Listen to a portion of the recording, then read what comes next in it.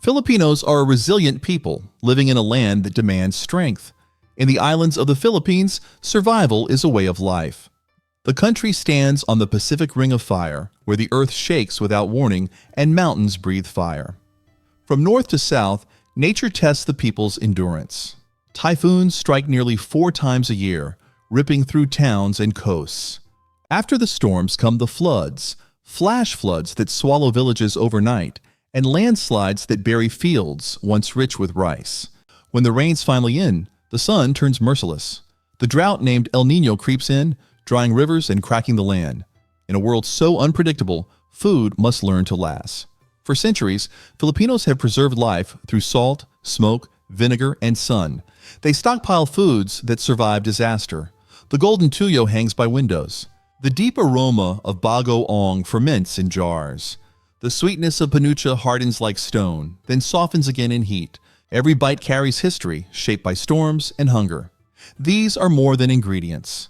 They are stories of endurance, of how a nation rises again through the harshest seasons. Stay until the end and uncover the 20 Filipino foods that never expire, even when the world outside does. It smells sharp, salty, and alive. To some, almost too strong. But to Filipinos, it is the scent of home.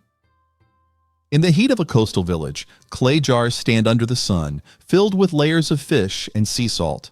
Weeks pass, then months. The air thickens with salt and patience. Inside those jars, something begins to change. Fishermen say it began by accident. They had too many fish and not enough time. To keep their catch from rotting, they packed it in salt and left it to rest. When they opened the jars again, a thin amber liquid shimmered on the surface. They tasted it, cautious at first, then amazed. It was the sea, reborn with depth and strength. The warmth of the sun, the stillness of waiting, and the purity of salt worked together to turn something temporary into something lasting. Nothing about patas is hurried. It can stay good for years, growing darker and more aromatic with age.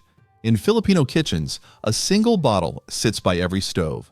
A few drops can awaken rice, broth, or memory itself. It is the ocean preserved in glass, a quiet reminder that patience can turn survival into flavor. What happens when shrimp are left to rest under the tropical sun? In the Philippines, the answer is bagoong alamang, a rich, salty paste that carries the soul of the sea. Along the coast, women mix buckets of tiny pink shrimp with sea salt, pressing them into clay jars. The heat of the day and the patience of time do the rest. Days pass, then weeks. The mixture deepens in color and aroma until it becomes thick, savory, and alive with flavor. The salt keeps it safe from decay, while the shrimp melt into a bold, briny paste that can last for years. In Filipino kitchens, bagoong is more than seasoning. It fills the air with the scent of home and the rhythm of coastal life. It lifts every meal it touches, from steamed vegetables to green mangoes. To some, its smell is strong. To others, it is the fragrance of memory. Each spoonful carries the taste of patience, of fishers and families who learned how to turn excess into endurance. At sunrise, the sea glows silver as fishermen pull in their nets. By noon, the catch lies in the open air, rows of herring glistening under the sun. The fish are salted, laid out on woven trays, and left to dry as the warm breeze moves through the village. As the hours pass, the soft flesh turns firm and golden. The scent becomes sharp and comforting. This is tuyo, the dried herring that has fed generations through both abundance and scarcity. Drying is one of the oldest ways to protect food from time. The sun draws out every drop of moisture, leaving the fish light, crisp, and safe from decay. Long after storms or droughts have passed, tuyo remains ready, waiting to be revived with a little heat. In the morning, the aroma of tuyo fills small kitchens. Served with rice, vinegar, and garlic, it marks the start of another day. It is a taste of resilience, proof that the simplest methods can preserve both food and spirit. Smoke curls from bamboo huts near the water's edge. Inside, fish hang from wooden rods above a slow-burning fire. The air fills with the scent of salt and smoldering wood. As the smoke rises, it wraps around each fish, giving it both flavor and protection. This is tinapa, the smoked fish of the Philippines. The process began as a way to save the catch from spoiling during long seasons of rain. The smoke removes moisture and seals the surface, creating a barrier against time. What begins as silver and soft ends as bronze and fragrant, ready to last for weeks. In markets at dawn, tinapa glows with oil and light. People carry it home wrapped in banana leaves, its smell marking the morning air. When cooked, it releases a sweet, smoky warmth that reminds many of home by the sea. Tinapa is more than preserved fish. It is a craft shaped by patience, by fire that feeds without burning, and by the need to keep the ocean close even when the waves are far away. The first thing you hear is the sound: peanuts crackling in oil, garlic sizzling, its scent filling the air. The sound is cheerful, alive, like laughter echoing through a market stall. This is adobong mani, the beloved Filipino snack that keeps its crunch long after it cools. When the peanuts turn golden, they are drained, salted, and mixed with crisp garlic bits. The heat removes every trace of moisture, making them resistant to time. Stored in jars or wrapped in newspaper cones, they stay fresh for months, ready to be shared on a street corner or a long bus ride. Every handful of adobong mani tastes like comfort. It is a companion to long days and quiet nights, a flavor that feels familiar anywhere. The garlic sharpens the air. The peanuts offer warmth, and together they remind you of how small joys can last. Even when days are long and seasons harsh, the crunch remains. It is the taste of resilience, simple and steady, the sound of life that refuses to fade. In the still heat of a tropical afternoon, jars of sliced green papaya glimmer like stained glass. Inside, the fruit floats with red peppers, carrots, and ginger, all soaked in vinegar and sugar. The colors seem to dance in the sunlight. This is achara, a Filipino pickle that has outlived storms, summers, and generations. The practice began during the Spanish colonial period, when vinegar became one of the few ways to preserve harvests in a hot, humid climate. Families used what they had, unripe papayas from backyard trees, and turned them into something bright and lasting. The vinegar kept them crisp, the sugar softened the sharpness, and time balanced the flavors. Each jar of achara is a lesson in patience. It rests for days before it is ready, absorbing every note of spice and sweetness. When served beside fried or grilled dishes, it cuts through richness and refreshes the tongue. Every Filipino household has its own version, passed quietly from one generation to the next. Sweet, tangy, and alive with color, achara captures the spirit of preservation itself, turning what might have spoiled into something beautiful to share. Did you know the Philippines invented banana ketchup? During the World War II, tomatoes were scarce, but bananas were everywhere. A Filipino food technologist named Maria Orosa saw a possibility where others saw a shortage.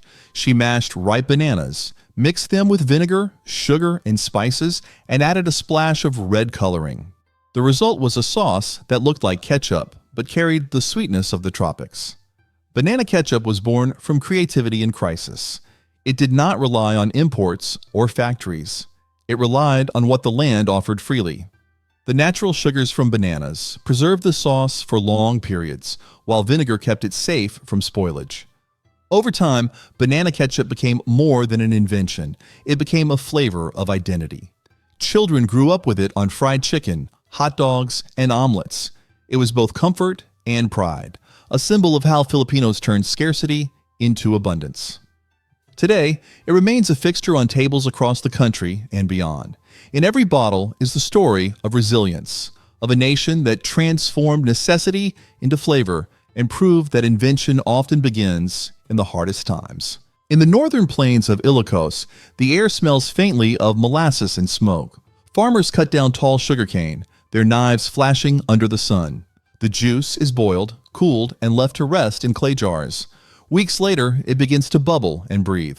The sweet liquid sharpens, turning sour, alive with invisible life. This is sukang iloko, the dark, fragrant vinegar that defines the region's cuisine. Its secret lies in natural fermentation. Wild yeasts feed on the sugar, creating alcohol, then vinegar. No chemicals, no machines, only time and air. The result is a vinegar that never truly expires. Even after years, it keeps its depth, growing smoother as it ages. In every Ilocano kitchen, sukang iloko stands ready beside soy sauce and salt. It seasons grilled meat, wakes up vegetables, and anchors dipping sauces with its smoky tang. To the people who make it, it is both food and memory, the taste of harvest preserved in a bottle. When the storms pass and fresh produce is gone, sukang iloko remains, steady and enduring, a liquid reminder that patience and nature can keep a meal alive long after the fields rest. At dusk, in a quiet village, a farmer climbs a coconut tree, his bare feet gripping the bark. He carries bamboo tubes and a knife. From the tree's blossoms, he collects sap that drips slowly through the night. By morning, the sap has turned sweet and cloudy.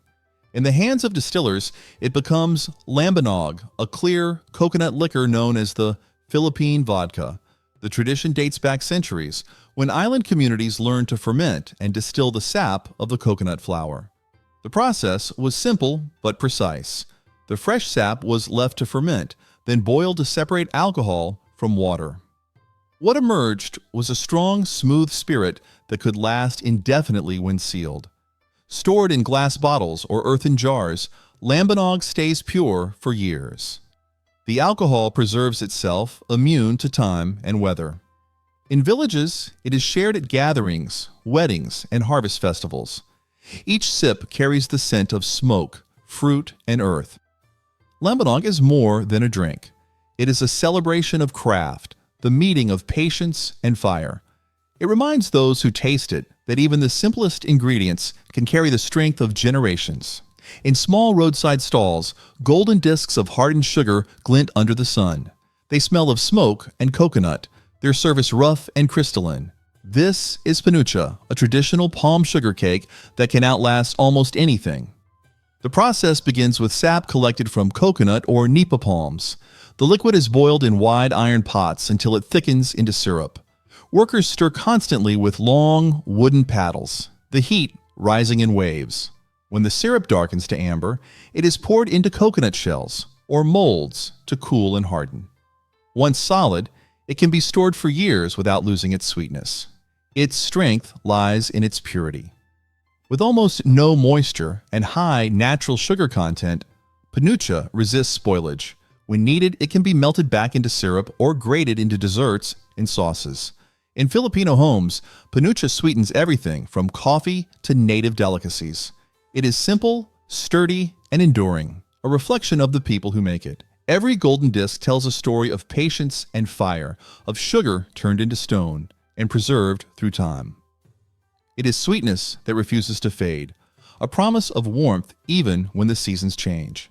In Iloilo, it's hard to find a table without a bottle of cinnamon. The clear vinegar glows amber in the light, filled with red chilies, slices of garlic, ginger roots, and peppercorns swirling slowly at the bottom. Open it, and the scent hits sharp and clean, a promise of flavor that wakes the appetite. It starts with cane vinegar or coconut vinegar, brewed from sugarcane juice or tuba sap. Ilonggos pour it into reused glass bottles, pack in the spices, then leave it to rest. The heat of the tropics does the rest, pulling the oils and flavors into the vinegar until it burns just right. It can stay that way for months, growing stronger with time but never going bad. When the grill starts smoking and chicken and azel sizzles on bamboo skewers, sanamak is waiting. A small saucer of it sits beside grilled oysters or talaba, crispy lumpia, or fried fish, ready to cut through the richness. One dip and everything brightens. The tang, the spice, the balance that makes Ilonggo food unforgettable. For the people of Iloilo, sinamak is more than vinegar. It's warmth, memory, and fire in a bottle, proof that flavor, like culture, only deepens when given time. Along the shores of Pampanga and Batangas, small crabs arrive by the basket at dawn. The prize is inside. Cooks collect the bright orange fat, then gently saute it with garlic and salt until thick and glossy. This is crab fat paste. Traditionally, it was heavily salted and packed tightly to keep air and moisture away. Salt is the preservative, and a clean, well-sealed jar keeps it safe for a long time at cool room temperatures. Oil alone is not the preservative and can turn rancid if exposed to heat or sunlight. A spoonful on hot rice tastes like the sea at low tide, rich and briny. Some fold it into noodles or whisk it into a quick sauce for grilled seafood. It began as thrift and care, a way to preserve the most flavorful part of the crab when ice was rare. Today, it remains a coastal luxury, still made in small batches, still guarded against air and heat, still proof that careful salting and clean storage can hold a season of harvest inside a jar. Before sunrise, fresh squid are cleaned, split, and pinned flat on bamboo racks.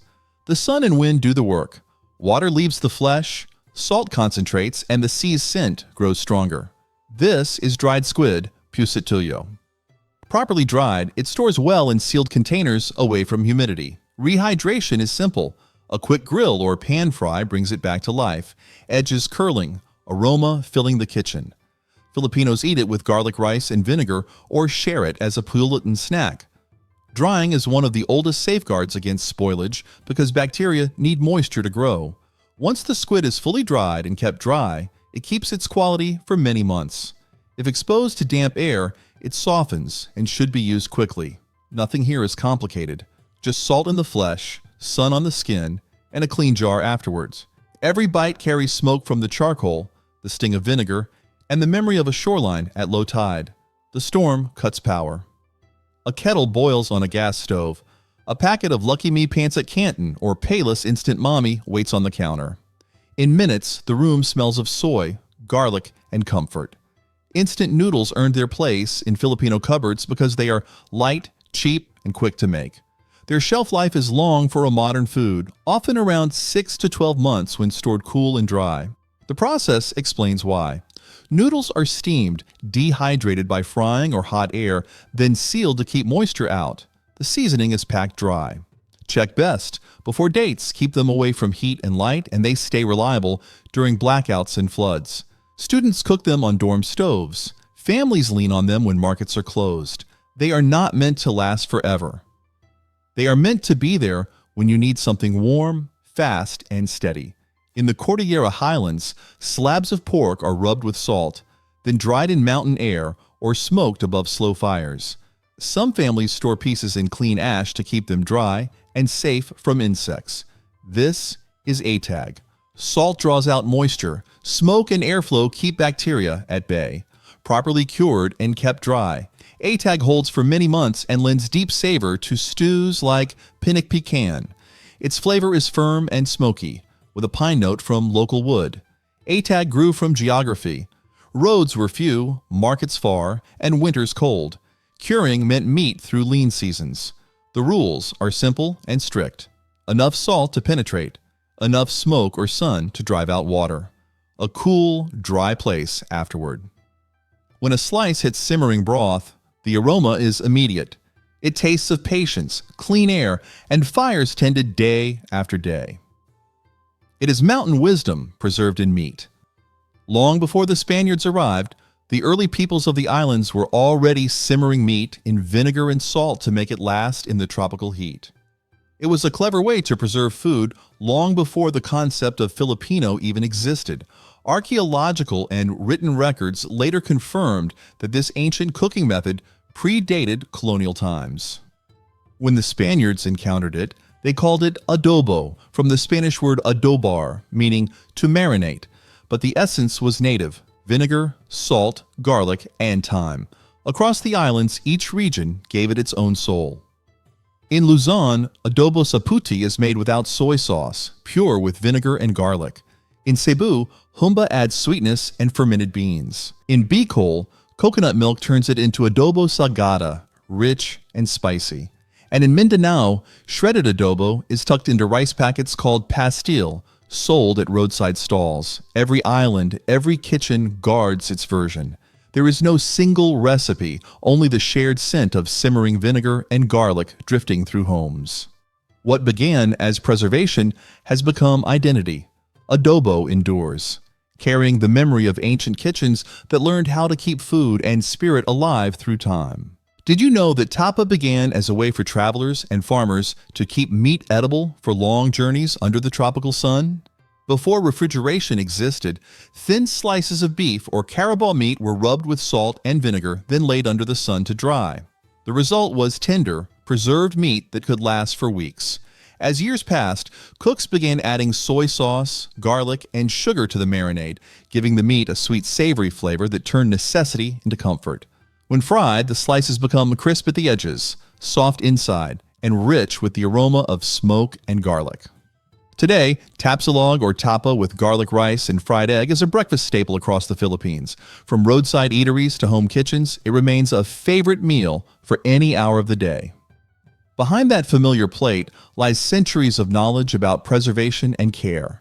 Each bite of tapa carries a story of endurance, showing how Filipinos learned to work with time, turning the simplest ingredients into food that lasts. You cannot really be called Filipino if you do not eat rice. It is more than a staple. It is a rhythm of life. Morning, noon, and night, rice sits at the center of the table, steaming, soft, and familiar. Across centuries, rice cultivation shaped the islands, from the carved terraces of Ifugao to the fertile plains of central Luzon. Harvesting, drying, and storing rice became traditions of survival and gratitude. When kept dry and sealed, uncooked rice can last for years. Its hardness and low moisture protect it from decay, making it one of the most dependable foods in every household. In every meal, rice ties the flavors together. It softens the sharpness of bagoong, carries the sourness of sinigang, and catches the richness of adobo. It is both backdrop and heart, silent but essential. To share rice is to share belonging. It is the measure of home and hospitality, the food that connects generations. In every grain lies the labor of the farmer, the warmth of the kitchen, and the comfort of knowing that no Filipino table is ever complete without it. In the still mornings of the countryside, the smell of roasted cacao drifts through old kitchens. Hands grind roasted beans with care, shaping them into small brown discs. These are tablilla, pure cacao tablets used to make traditional hot chocolate known as sikwate. Cacao first reached the Philippines through the Spanish galleon trade from Mexico in the 17th century. Locals quickly adopted it, learning to ferment, dry, and roast the beans. Shaped into tablets, cacao could be stored for months without spoiling. Its low moisture and natural oils preserve it naturally, ready to dissolve into warmth when needed. When stirred into boiling water with a batterol, tablilla releases a deep, earthy aroma. The taste is bittersweet, thick, and full of comfort. Families still serve it in the mornings or after Mass, often with sticky rice or bread. More than a drink, tablilla is memory shaped by time and care. It is proof that patience can turn a simple seed into something that warms both body and spirit. In every cup of sikwate, the Philippines' past still stirs quietly, rich and alive. Filipinos learned how to make food last through storms, floods, and heat. Salt, smoke, and patience keep their kitchens alive. But across the sea, the Vietnamese have their own secrets of survival. What foods do they keep that never spoil, no matter what happens? Let's find out next.